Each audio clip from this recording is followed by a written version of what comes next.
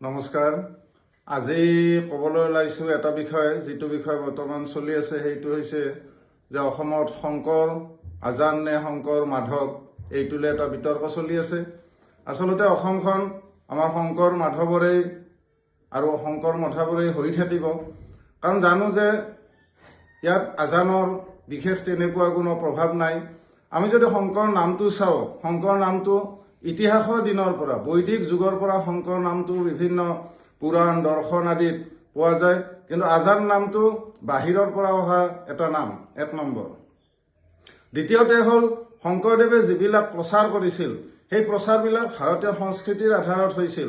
শংকৰদেৱে যি ভাওনা প্ৰচাৰ কৰিছিল, ভাওনা আৰম্ভ কৰিছিল, সেই ভাওনাটো আমি দেখা পাওঁ যে ভাৰতীয় যি আখ্যানবিলাক আছে, পুৰাণ হওক দৰ্শন হওক, ইয়াৰ যি আখ্যানবিলাক আছে, সেই আখ্যানবিলাকক প্ৰচাৰ কৰা হয়।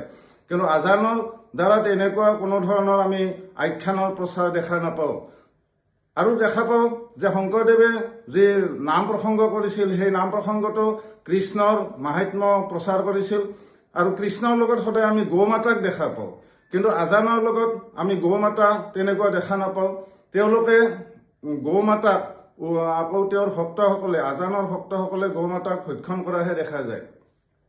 তাৰোপৰি আমি দেখা পাওঁ যে শংকৰদেৱে যি ধৰণে কীৰ্তন ঘোষা লিখিছিল, সেই কীৰ্তন ঘোষাত গোটেইবিলাক ভাৰতীয় দৰ্শনৰ বস্তু আছে। ভাৰতীয় যি ৰজা মহাৰজা, নদ নদী, গংগা যমুনা, এইবিলাকৰ নাম, কৃষ্ণ, এই গোটেইবিলাকৰ নাম আমি পাওঁ। কিন্তু আজানৰ যি জিকিৰ বা তেনেকৈ জিকিৰবিলাকত বা হেৰিবিলাকত আমি তেনেকুৱা ধৰণৰ ভাৰতীয় কোনো ধৰণৰ দৰ্শনৰ বস্তু আমি দেখা নাপাওঁ, ভাৰতীয় সভ্যতাৰ বস্তুৰ নাম আমি নুশুনো। গতিকে আমি সেইকাৰণে শংকৰদেৱৰ লগত আজানক কোনোপধ্যেই তুলনা কৰিব নোৱাৰি। শংকৰদেৱৰ লগত আজানক তুলনা কৰিবলৈ যোৱা মানে আমাৰ এইটো এটা বিৰাট বিভ্ৰান্ত হ'ব। তাৰোপৰি পোচাক যদি দেখা পাওঁ, শংকৰদেৱৰ যি ভক্তসকল বা শংকৰদেৱে নিজেও কি পোচাক পিন্ধিছিল, যে ধুতি পিন্ধিছিল, চেলেং লৈছিল। কিন্তু আজানক আমি দেখা পাওঁ যে যিসকলে আজানৰ ভক্ত বা আজানৰ লগত চলে, সেইসকলে কি দেখা পাওঁ যে তেওঁলোকে মূৰত টুপি পিন্ধে বা তেওঁলোকে পাইজামা পিন্ধে, চুটি পাইজামা এইবিলাক পিন্ধে। গতিকে পোচাকতো পাৰ্থক্য আছে। সেই সকলোবিলাক দিশ সামৰি আমি বুজি পাওঁ যে শংকৰদেৱৰ লগত মাধৱদেৱৰহে তুলনা কৰিব পাৰি।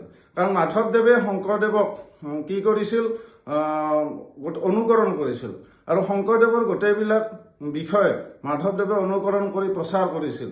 কিন্তু আজানে শংকৰদেৱৰ বিষয়বিলাক প্ৰচাৰ কৰা নাছিল। আজানে সম্পূৰ্ণৰূপে ইছলামৰ বস্তুবিলাকহে প্ৰচাৰ কৰিছিল। গতিকে শংকৰদেৱৰ লগত আমি আজানক কোনোপধ্যেই আমি তুলনা কৰিব নোৱাৰোঁ।